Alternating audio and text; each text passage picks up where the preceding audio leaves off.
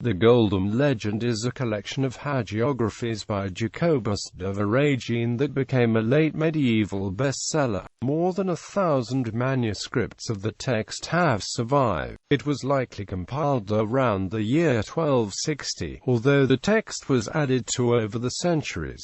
A medieval bestseller, Jacobus de Voragine then moves on to the Saint's Life, compiled with reference to the readings from the Roman Catholic Church's liturgy commemorating that saint, then embellishes the biography with supernatural tales of incidents involving the saint's life. Initially entitled Legenda Sanctorum, it gained its popularity under the title by which it is best known. It overtook and eclipsed earlier compilations of abridged legendaria. The abbreviatio in Gestis a Miraculis Sanctorum attributed to the Dominican chronicler Jean de Mailly and the epilogue in Gestis Sanctorum of the Dominican preacher Bartholomew of Trent. Over 800 manuscript copies of the work survive, and when printing was invented in the 1450s, editions appeared quickly, not only in Latin, but also in every major European language.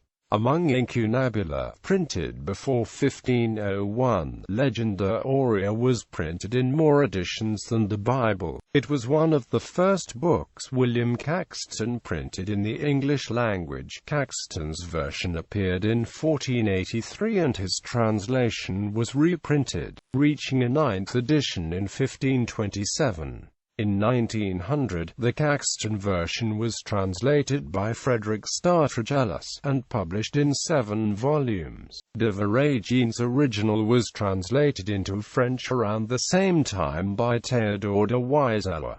Lives of the Saints. The book sought to compile traditional lore about all of the saints venerated at the time of its compilation. Jacobus de Voragine typically begins with an etymology for the saint's name.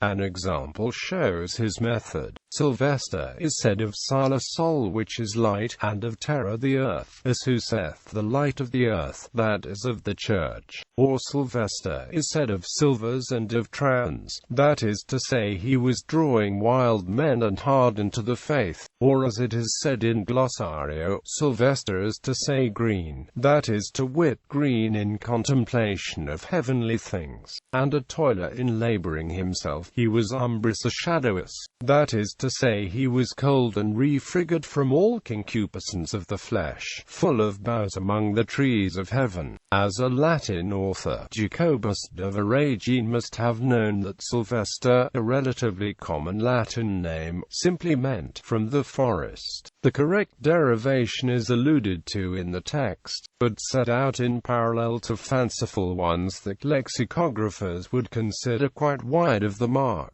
Even the correct explanations are used as the basis for an allegorical interpretation. Jacobus de Voragine's etymologies had different goals from modern etymologies, and cannot be judged by the same standards. Jacobus de Voragine's etymologies have parallels in Isidore of Seville's Etymologiae, in which linguistically accurate derivations are set out beside allegorical and figurative explanations.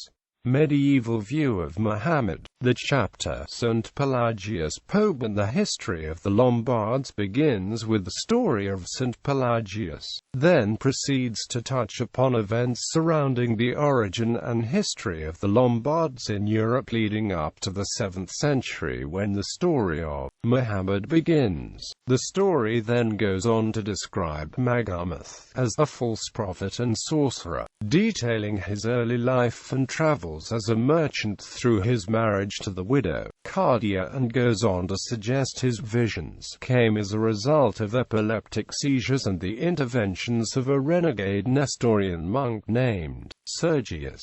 The chapter conveys the medieval Christian familiarity with the belief systems of Muslims.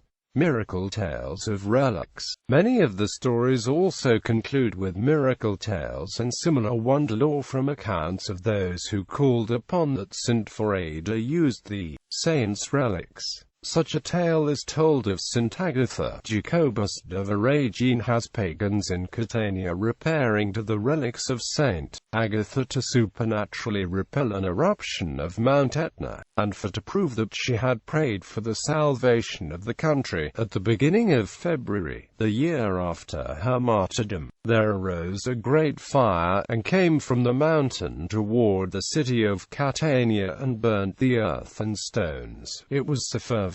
Then ran the paynims to the sepulchre of Agatha, and took the cloth that lay upon her tomb, and held it abroad against the fire, and anon on the 9th day after, which was the day of her feast, ceased the fire as soon as it came to the cloth that they brought from her tomb, showing that our Lord kept the city from the said fire by the merits of Agatha. Perception and legacy. 16th century rejection and 20th century revival. The adverse reaction to Legenda Aurea under critical scrutiny in the 16th century was led by scholars who re-examined the criteria for judging hagiographic sources and found Legenda Aurea wanting. Prominent among the humanists were two disciples of Erasmus, Georg Witzel in the preface to his Hylogium, and Juan Luis Vives in the Disciplines. Criticism among members of Jacobus's Dominican order were muted by the increased reverence towards the archbishop,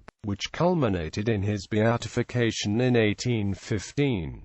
The rehabilitation of Legenda Aurea in the 20th century, now interpreted as a mirror of the heartfelt pieties of the 13th, is attributed to Théodore de Wiselois, whose retranslation into French and its preface have been often reprinted. Value to students of medieval culture. Written in simple, readable Latin, the book was read in its day for its stories. The book is considered the closest to an encyclopedia of medieval Saint lore that survives today. As such, it is invaluable to art historians and medievalists who seek to identify saints depicted in art by their deeds and attributes. Its repetitious nature is explained if Jacobus de Voragine meant to write a compendium of saintly lore for sermons and preaching, not a work of popular entertainment. The critical edition of the Latin text has been edited by Giovanni Paolo Maggioni. A modern English translation of the Golden Legend has been published by William Granger Ryan, ISBN 0-691-00153-7 and ISBN 0-691-00154-5. A modern translation of the Golden Legend is available from Fordham University's Medieval Source Book.